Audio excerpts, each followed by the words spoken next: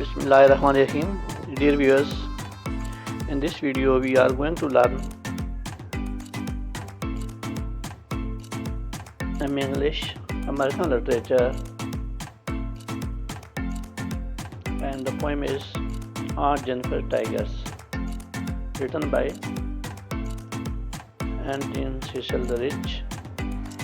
She was an American poet, essayist, and feminist. She was born May 16, 1929 and died March 27, 2012. تو views اس کا پہلا اسٹانزا ہے Aunt Jennifer's Tigers, friends across a screen, bright to pace denizens of a world of green. شاعرہ کہتی ہے کہ جو aunt Jennifer نے ایک گرین کپڑے پر جو دو شعر بنائے ہیں وہ کیا ہیں، وہ حرکت میں ہیں، اور وہ انہوں نے حرکت یعنی چھلانگ لگانے کے لیے اپنے دونوں جو ٹانگیں ہیں وہ اٹھائی ہوئی ہیں اور وہ آگے بڑھنے لگے ہیں پیچھے ٹانگوں پر، اور اس گرین جنگل میں وہ خوبصورت نظر آتے ہیں جیسے ٹوپیز کا پتھر ہوتا ہے، اور اس میں کیا ہے وہ اپنی ایک خوشی زندگی کا آغاز کرتی ہیں۔ تو دوسرا ہے they do not fear the men beneath the tree, they pace in sleek chivalric certainty۔ شاعر کہتی ہے کہ جو دو آدمی ہیں یعنی اسی کڑائی میں دو آدمی جو درخت کے نیچے بیٹھے ہیں، یہ شاید جو ٹائیگرز ہیں خیال نہیں کرتے ہیں اور یہ اپنے منزل کی طرف گامزن ہیں۔ آگے ہے جی aunt جینیفر's fingers flirting through her room, find even the ivory needle hard to pull۔ Jennifer کو مشکل ہو رہی ہے پکچر بنانے میں، یہ جو آئیوری ہوتا ہے ہاتھی کے دان کی جو نیڈل کرنے میں، اور وہ گھریلو کام سے تھک چکی ہے شادی کے بعد، اور وہ اپنے آپ کو جو فنون کے کام ہیں ان میں مصروف نہیں رکھ سکتی۔ The massive weight of uncle's wedding band sits she has to do in her leisure time۔ وہ کہتی ہے کہ گرچہ اسے یقین ہے کہ اس کا خامند اسے دیکھ رہا ہے یا نہیں دیکھ رہا، لیکن اس کے ہاتھ کیا ہیں، خوفزدہ ہیں، اور وہ اس وقت تک فری نہیں ہوگی جب تک اسے موت نہیں آتی، کیونکہ وہ خامند سے کیا ہے، مغلوب ہے یا اس کا غلبہ اس پر ہے آنا۔ When aunt is dead, her terrified hands will lie still ring which ordeals she was mastered by۔ وہ کہتی ہیں کہ جب وہ مر جائیں گی تو اس کا جو آرٹ ہے یا جو کام کیا وہ بتائے گا کہ وہ کس طریقے سے اپنے مقصد کی طرف گامزن تھی، جو اس نے شعر بنائے ہیں یا جو اس نے روح پھونکی ہے وہ کس حد تک باقی عورتوں کے کام آ رہی ہے یا اس سے وہ آگے زندگی گزار رہی ہے۔ جو اس کے ہاتھ ہیں وہ خوفزدہ ہیں کیونکہ گھر کی بہت ساری ڈیوٹیاں ہیں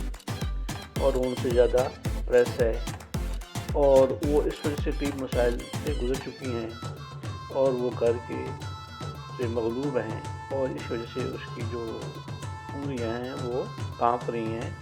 اور اس کے لیے مشکل ہو رہا ہے یہ کام کرنا۔ لیکن وہ یہ ذکر کرتی ہے کہ انکلس ویڈنگ کا جو بینڈ ہے وہ نشر کرتی ہیں، بتاتی ہیں کہ جو جینیفر ہیں وہ سمجھی جاتی ہیں یا کہ خامن کی ایک ملکی سمجھی جاتی ہیں، اور میسو اور ہیویلی کا جو وجود ہوا ہے وہ ہے کہ کس طریقے سے گھریلو ضروریات گھر کی پوری کرنی پڑتی ہیں یا خامن کی ریکوائرمنٹ پوری کرنی پڑتی ہیں۔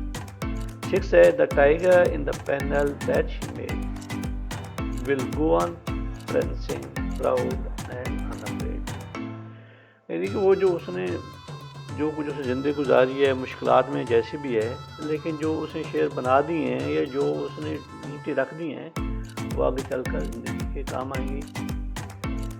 اور وہ زندگی اپنی زندگی میں مسائل کا شکار ہی ہیں۔